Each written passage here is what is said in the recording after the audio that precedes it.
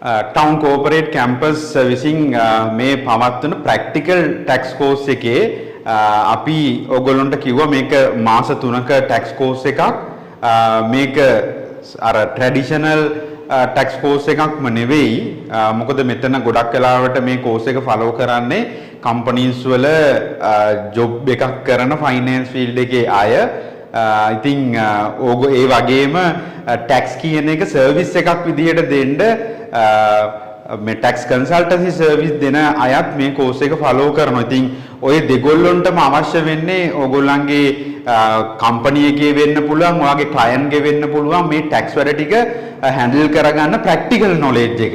ඉතින් අන්නේ practical knowledge එක දෙන එක තමයි අපේ මේ කෝස් එකේ පර්පස් එක. ඉතින් මේක මාස 3ක් වුණාට මේක අර වෙනත් කෝසස් එක ගත්තට පස්සේ මාස 6-7ක ප්‍රමාණයක් තමයි අපි මේ මාස 3කින් කවර් කරන්නේ.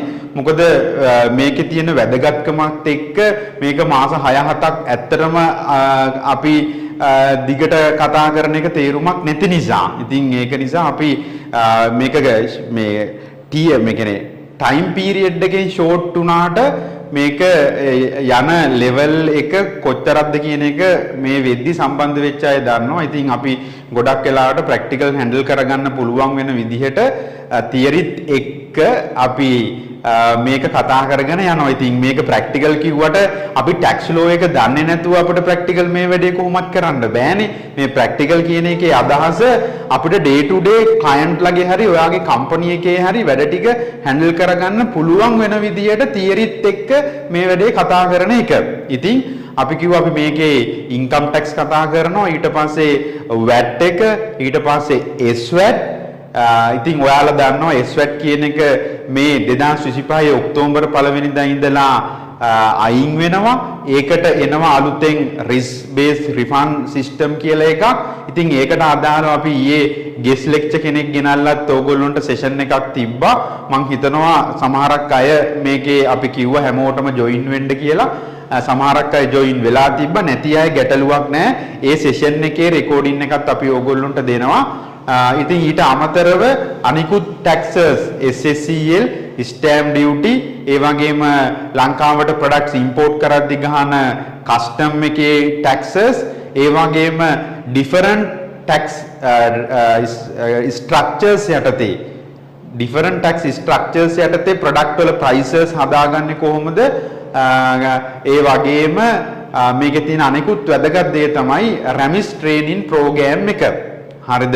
ඉතින් අපි මේක ප්‍රැක්ටිකලි රිටර්න් e-file කරන්න ගියාට පස්සේ ඕගොල්ලෝ දන්නවා රිටර්න් සබ්මිට් කරන්න තියෙන්නේ ඔන්ලයින්. ඉතින් ඒක නිසා අපි රිටර්න් e-file කරන එක ගැන වෙනම ඉල්ලන රෙවෙනියු එකේ මේ RAMIS සිස්ටම් එකේ ඩෙවලොප්මන්ට් ලෙවල් එකේ ඉඳලා හිටපු කමිෂනර් කෙනෙක්ගේ වෙනම මේ සෙෂන් කීපයක්, සෙෂන්ස් 6ක් අපි RAMIS ට්‍රේනින් ප්‍රෝග්‍රෑම් එක යටතේ දෙනවා. ඉතින් මේක කෙටි කාලීන වුණාට මේකේ ස්ටෙන්ට් එක එහෙම නැත්නම් මේකේ ගැඹුර හරි වැඩි. ඉතින් අර එකම දේ මේකේ සාර්ථකත්වයේ කෝස් එක ඔයා හරියට කරනවද කියන එක ඩිපෙන්ඩ් වෙන්නේ ලයිව් ක්ලාසස් වලට උපරිම ලයිව් ජොයින් වෙන්න try කරන එක. ඒ වගේම ලයිව් මිස් වුණොත් ඒ සෙෂන් එකේ රෙකෝඩින් එක ඊළඟ ලයිව් ක්ලාස් එකට කලින් බලාගෙන මේ ක්ලාස් එක යන ගැම්මටම ගිහිල්ලා මේ මාස 3ෙන් මේ වැඩේ ඉවර කරගන්න එක. ඉතින් අපි මේ වෙද්දි කෝස් එකේ මාසයක් ඉවරයි. තව මාස 2ක් තියෙනවා. ඉතින් මේ මාස දෙකට තව ගොඩක් තියෙනවා කතා කරන්න. ඉතින් මේ කෝස් එක යන අතරේ ඕගොල්ලොන්ට මේ මාසයේ කියන්නේ ජුලයි අන්තිමේට අපි RAMIS training program එකක් පටන් ගන්නවා. එතකොට මේ ක්ලාස් එකත් එක්ක parallelly ඔයාට එතකොට income tax ඔක්කොම cover වෙලා තියෙන හින්දා RAMIS training program එකත් ආරම්භ වෙනවා. ඉතින් ඒක නිසා මේක වැදගත් අර traditional tax course එකක් නෙවෙයි. ඉතින් අර මේක කොහොම හරි කරගෙන යන්න. ඉතින් අලුතෙන් join වෙච්ච කට්ටියට කියන්නේ මේ වෙනකන් අපි live classes 5ක් තියලා තියෙනවා. ඊට අමතරව මම recorded sessions කීපයකුත් දෙනවා බලාගෙන එන්න කියලා. ඉතින් ඒවත් බලලා live join වෙච්ච කට්ටිය අර sessions නැවත බලලා මේක effectively කරගෙන යන්න. ඉතින් ඕගොල්ලොන්ට තියෙන ගැටලු මේ class එකේ මම දෙනවා මේ time එකක්. ඒ වෙලාවේ ඕනේ ප්‍රශ්නයක් අහන්න අපි කතා කරමු තියෙන ප්‍රශ්න.